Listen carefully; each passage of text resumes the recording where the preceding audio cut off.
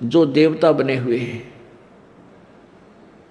अब उन देवताओं को जब ये देवता पद प्राप्त करने की या स्वर्ग जाने की जो साधना करके चले गए, उसी साधना को ये अंतिम मान रहे थे, श्रेष्ठ मान रहे थे। तो वहां जाने के बाद फिर इनको याद आता है कि वेदों में लिखा है, क्योंकि जिन ऋषि महर्षियों ने वेदों अनुसार साधना की और वो कहाँ गए, ब्रह्मलोक में। ब्रह्म की पूजा करने वाले ब्रह्मलोक में जाते हैं। और गीता जी अध्याय नंबर 8 के श्लोक नंबर 16 में लिखा है कि ब्रह्मलोक पर्यंत भी सभी आवागमन में है, जन्म और मृत्यु के अंदर है। तो इनको वहां पता चलता है भाई हमने वेदों अनुसार साधना की और हम यहां आगे चलो स्वर्ग प्राप्त हुआ, महास्वर्ग मिल गया, लेकिन यहां भी मृत्यु होगी, हम फिर जाएंगे इसे छोड़कर। तो वहां क्या इनकी आपस में कैसी चर्चाएं चलती हैं इन देवताओं की। कहते अभी हमने कोई पूर्ण संत नहीं मिला, हमारे को पूर्ण संत नहीं मिला, इस कारण से हम यहां तक की साधना की। तो वह आपस में चर्चा करते हैं भाई पूर्ण संत और कौन होता है, कैसा होता है। फिर वहां परमात्मा पूर्ण ब्रह्म इनकी आत्मा को झंझोड़ते हैं, इनको याद दिलाते हैं कि तुम पढ़ा करते थे यजुर्वेद अध्याय नंबर 40 के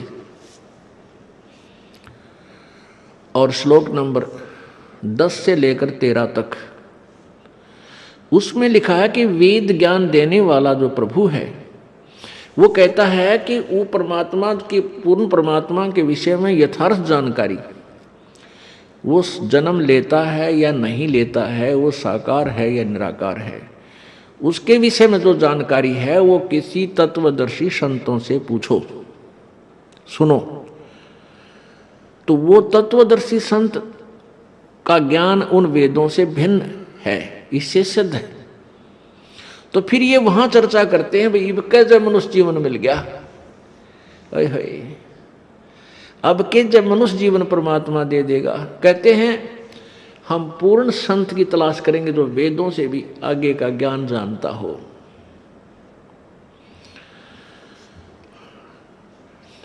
अब परमात्मा अपनी सच्चिदानंद घन की वाणी में 5वें वेद में कहते हैं इस देही को देवालोचे तू नर क्यों उकलाता।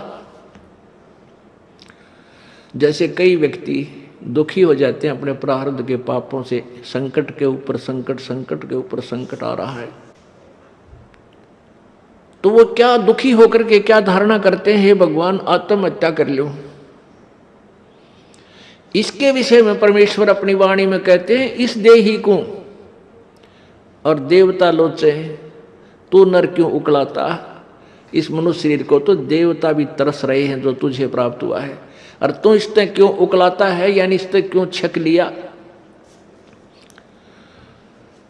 अब इससे दुखी होकर तू इसको नाश करने जा रहा है, इससे अच्छा कोई संत तलाश कर, भक्ति कर, पूर्ण संत की खोज कर। अब यहां इन जालिमों ने क्या जुल्म कर रखा है, ये नकली संतों ने, ये असली संत तक जाने नहीं देते। जगह जगह इन ठगों ने अपनी दुकानें खोल ली,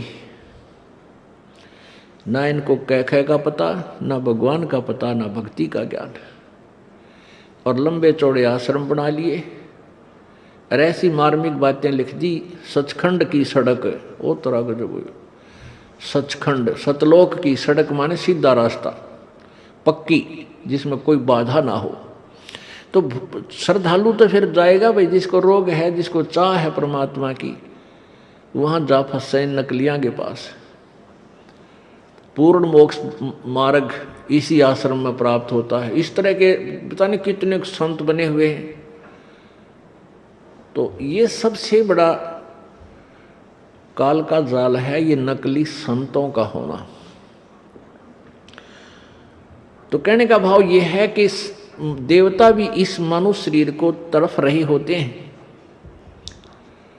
कि कभी मानव शरीर मिले, पूर्ण संत खोज करूं और भक्ति करूं।